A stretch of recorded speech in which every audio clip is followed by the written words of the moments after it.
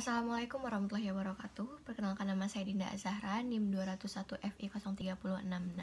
Di sini saya merupakan mahasiswi dari Universitas Bakti Kencana Bandung, Prodi Sarjana Terapan Keperawatan Anestesiologi. Saya akan membuat video menjelaskan bagaimana cara memulangkan pasien yang merupakan one day surgery. Discharge planning sendiri ini merupakan adalah cara pemulangan pasien dengan syarat-syarat tertentu. ODS atau one day surgery adalah merupakan tindakan operasi yang pasiennya ini hanya dalam sehari, tidak dirawat inap. Kemudian kita masuk ke dalam penjelasan. Pasien yang boleh dipulangkan setelah operasi tidak semua pasien, melainkan hanya pasien-pasien yang minim resiko setelah operasi.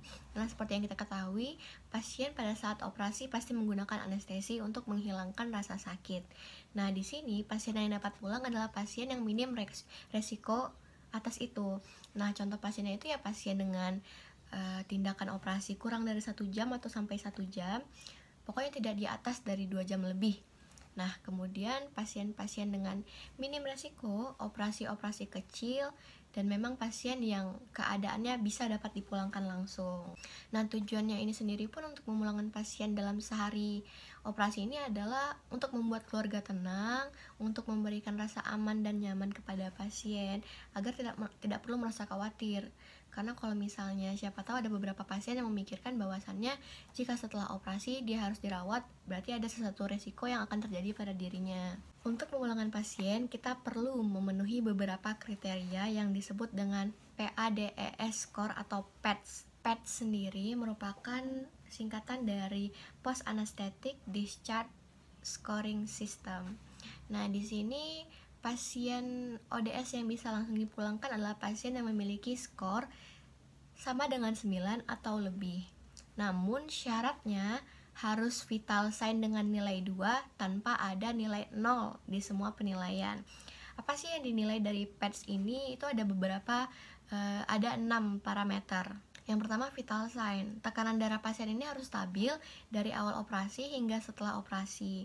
Nah, itu skornya 2. Nah, itulah yang harus diperhatikan. Jika vital sign ini skornya 1 atau 0, maka pasien tidak bisa langsung dipulangkan. Yang kedua, atau parameter kedua, merupakan ambulation. Jadi kita lihat pasiennya ini bisa berjalan tanpa lemas atau tidak. Nah, itu nilainya sendiri 2. Mual muntah pasien, apakah pasien ini ringan mual muntahnya atau sulit atau benar-benar berat.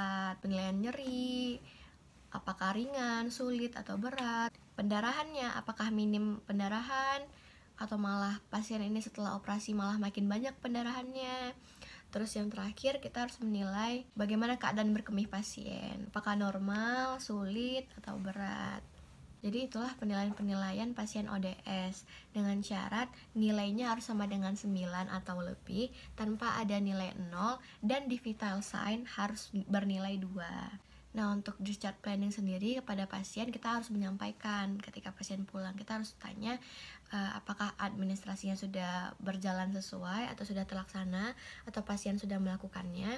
Apabila sudah, baru kita akan lanjut menjelaskan. Tergantung dulu pasiennya ini operasi apa. Misalnya jika pasiennya ini merupakan pasien tonsil, itu kita bisa menjelaskan makanan-makanan apa yang harus dihindari. Misalnya jangan makanan pedas dulu atau jangan makanan yang manis-manis dulu.